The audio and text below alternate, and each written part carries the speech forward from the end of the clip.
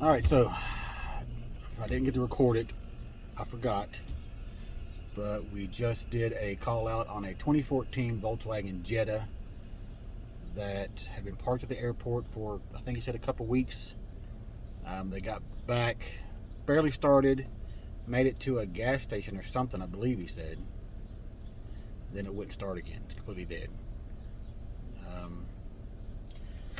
So luckily I had a battery in the trailer that I thought would fit, which it did. It's a little too tall, but we made it work.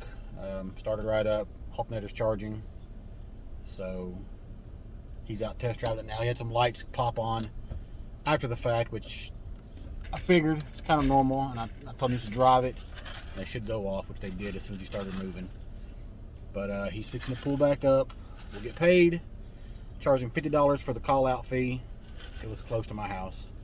And then the battery was a brand new battery. It was from March of 2022. It's one I got out of another vehicle that I had a battery for. Just kind of swapped them out. So it didn't cost me anything. So typically the battery for this car, the Jetta, is right around $200.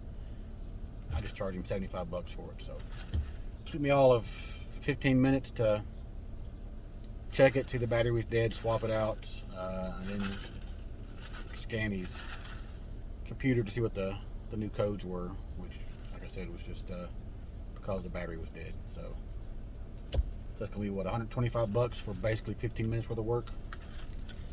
So that is as long as he comes back to pay me. He's out riding around somewhere, so we'll see. And once we leave here, we got to go over and check out a Jeep that is having some issues with starting or something.